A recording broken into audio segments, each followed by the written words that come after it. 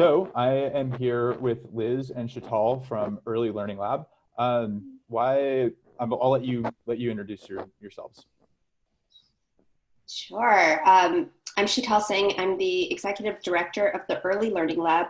We are an innovation lab for the early childhood field. So we try to find technology and innovation solutions to make lives easier and better for parents of children prenatal to 5.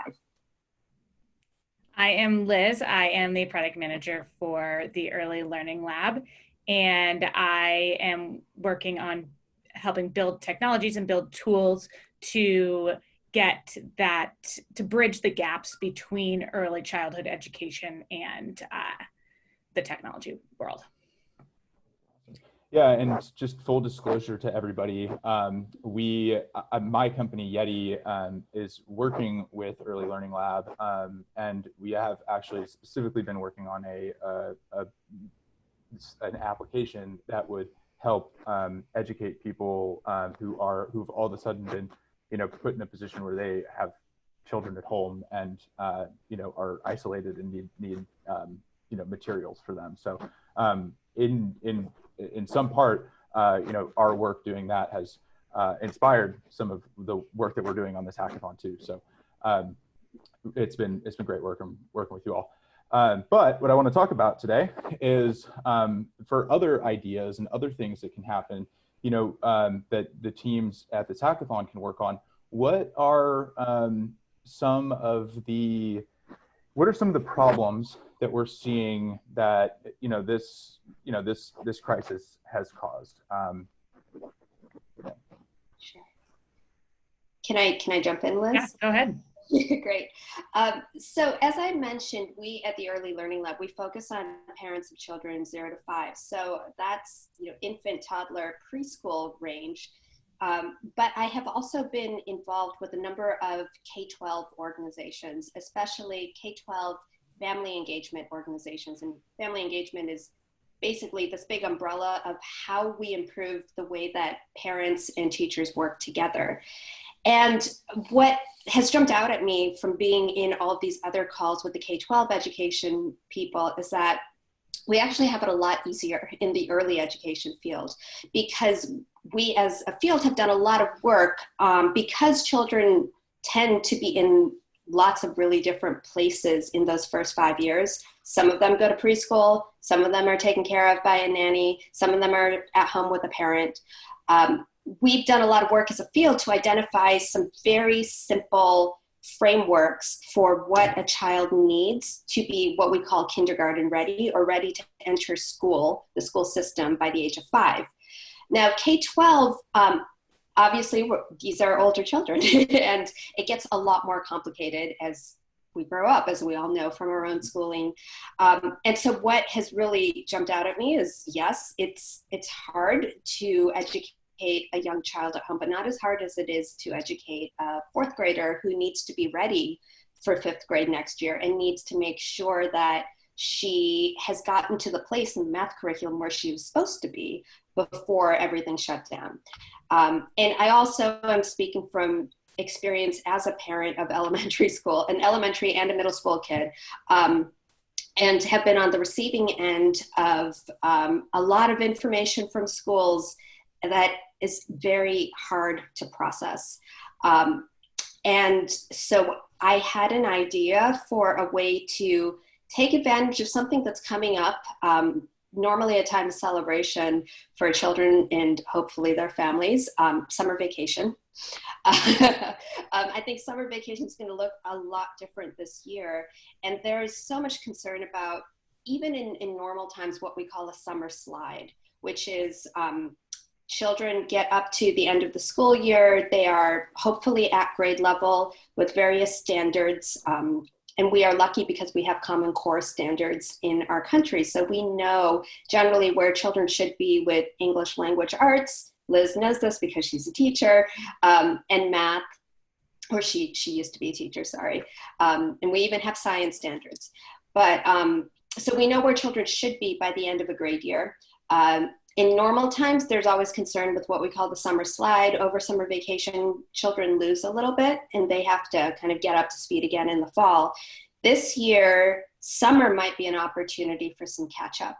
And so I've been thinking a lot about standards are out there. We know where children should be at the end of every grade level across multiple subjects. The information is out there online for families to digest. What if there was an easy way to simplify that information provided to families so that they are able to construct at their own pace a learning curriculum for their child to make sure that they're getting their kid up to where they need to be to start the next school year, which hopefully will happen in the fall. Yeah. Well, that would be awesome. And I know Early Learning Lab has created a lot of material, and would love to follow up with you on like where we can maybe, some links to that we can share with some of the teams too. Definitely. And as part of the app that we're building with Yeti, and Yeti is fantastic, everyone. Thank you. Plug there. We took that same approach to our app. So yes, we are compiling resources that are available on the web, but there's also a whole section to what we're building that is really, again, about that simple framework. So parents don't need to be driven crazy with a list of 200 things you should be doing with your child right now. Go. We always took the approach of what is a very simple framework that you could hold in your head that just shows parents how to support the healthy development and education of their young children. And I think that's one of the biggest struggles right now is I think parents feel like they're drinking from a fire hose or they have no information. There's no like middle ground. Either you're getting just bombarded with tons of information. It's really hard to tell what's good and what's bad and what's like what you actually need to be doing with your child versus what you should be doing, and how to balance all of these different worlds that people are living in. And all of the like access to resources and things like that as well. It's really important to keep things simple and accessible for everybody. That's really the key in my mind is if we're trying to do too much, nothing is going to get accomplished. Right. And yeah. Just to speak to accessibility again, I'm sorry, Tony, I would just also say that in the way that we constructed a lot of the activities in the resource we're building, we were conscious of the fact that in a lot of homes, there might be multiple people sharing one or two phones. So I know this is a hackathon, but as much as we can give people things that they could be doing with their children offline to support that, I think it will be easier for some families. Yeah.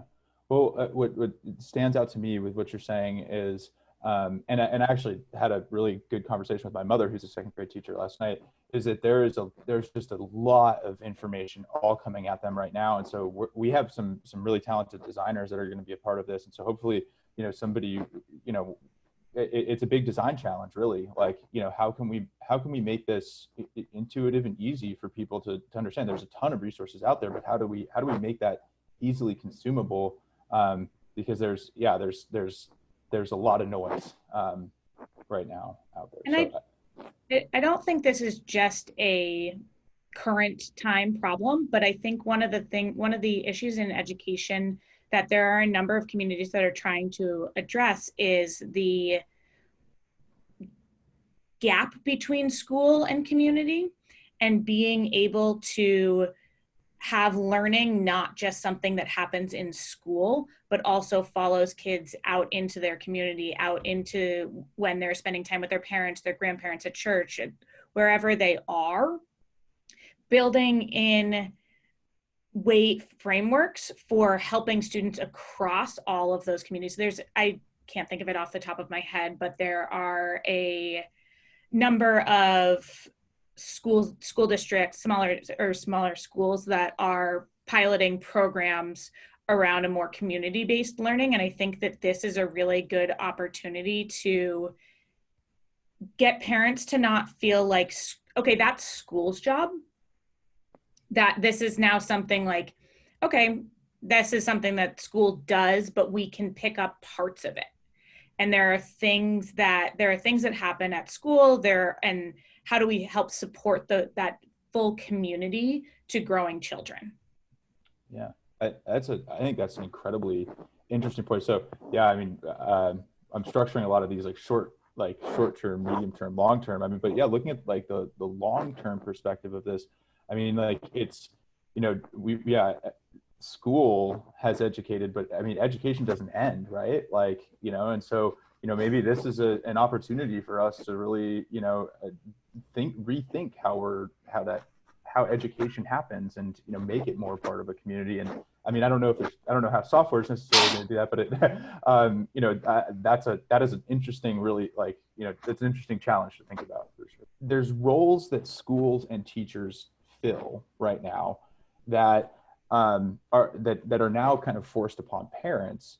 I'm wondering, like, there's also just the interactivity that kids have and stuff like that. I mean, like, how are young kids interacting with each other right now outside of, like, are they doing Zoom calls? Are they doing, like, what? Yeah, I don't have kids, so I think as young as infants are doing Zoom calls right now.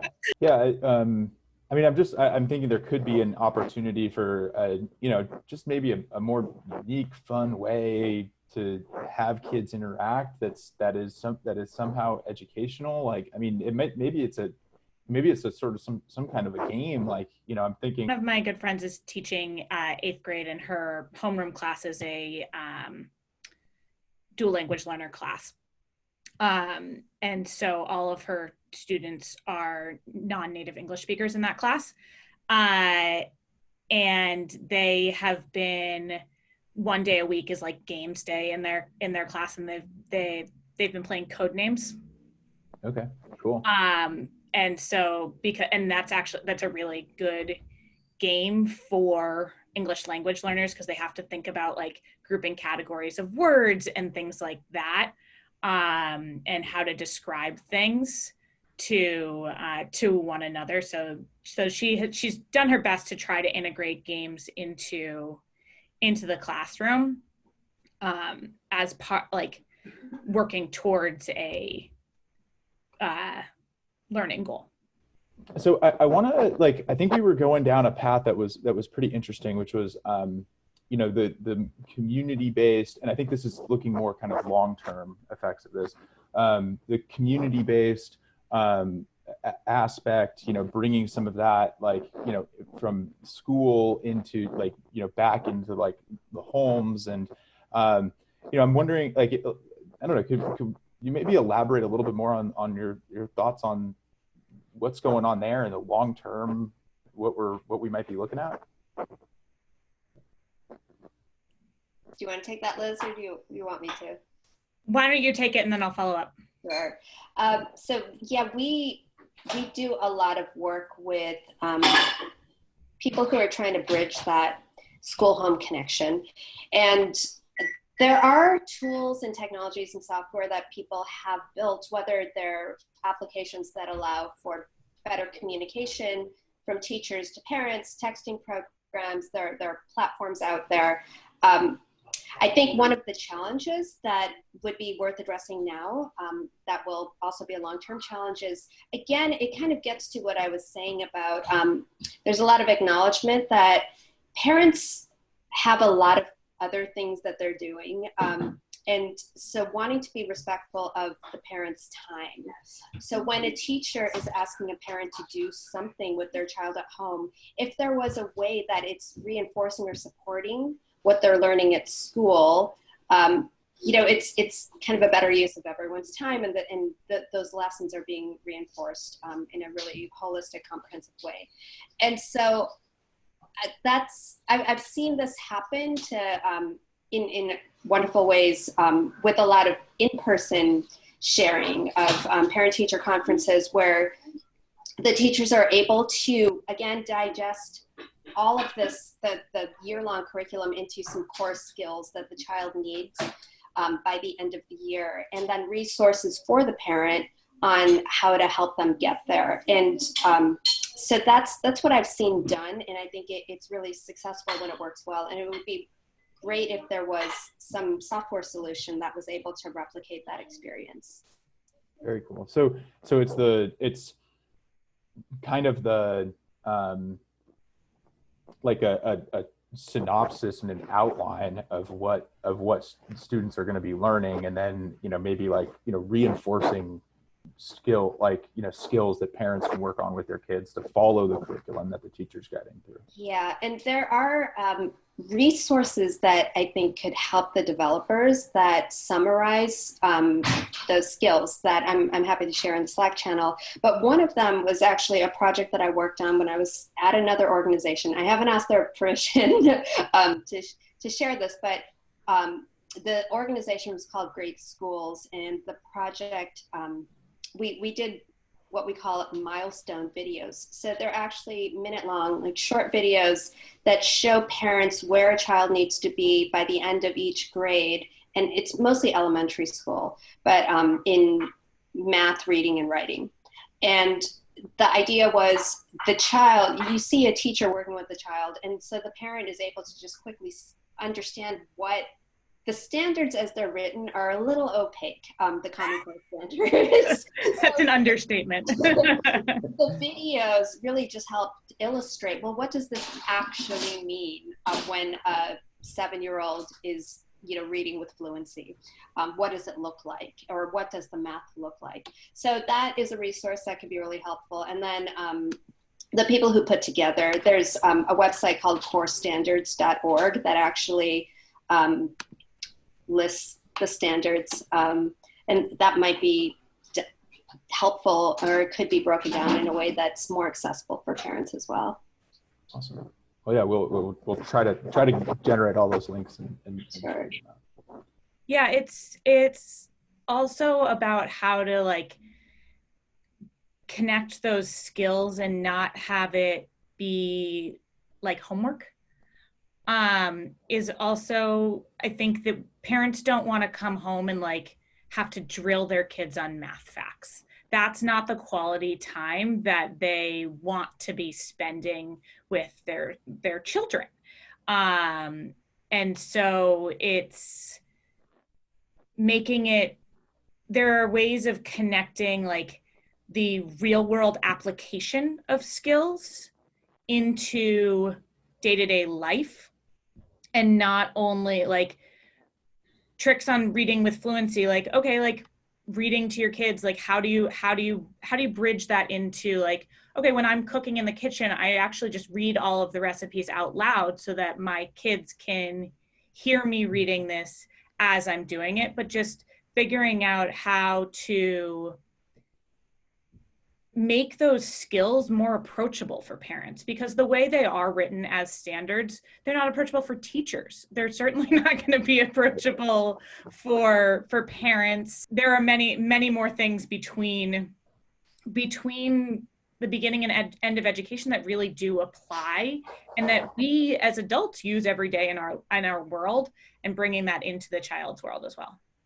Yeah, awesome. So yeah, it sounds like a lot of what we're talking about is actually tools for parents to be able to help educate their kids at home. Yeah. Through this and long term. So. And as we talk about this community approach, I think parents feel really isolated right now. Yeah, they're all getting the same information, but they're not getting this. I mean, we're really focused on trying to support child learning and not parent and caregiver teaching. It's much, we just kind of assume that if we throw things at them, they can handle it. But there isn't that support network and support tools as much for parents to build that community. And especially in communities where parents are used to having a wide social, I mean, so are children, but a wide social network that they can rely on to help with those things. And being able to connect those through tools and utilize their social network that they're isolated from right now. Yeah, I think that's a really interesting point too, is like, I mean, I imagine a lot of parents get a lot of information just even through osmosis while picking up their kid, talking with another parent, doing those sorts of things. And that is probably really helpful from a community standpoint, and is not something that is necessarily just easily happening right now, right, without a tool to facilitate it. We've spoken about the importance of exchanging information about the child between the teacher and the parent, but tools that actually just help build that relationship, because there is a relationship there, and it's a powerful one. And it's even just watching my daughter who is happy to not be going to school, but the way that she looks forward to seeing her teacher, makes me feel really close to her teacher too. So it's kind of a triangle effect there, but it's a really powerful relationship that we don't acknowledge enough, I think. Is there I guess any closing thoughts? One thing for me, my mom would always say it takes a village. And right now it feels that we're not really able to have that village, and so I think for doing our part as software developers to try to facilitate that with the tools that we create is important. I think that's a great summary of this conversation.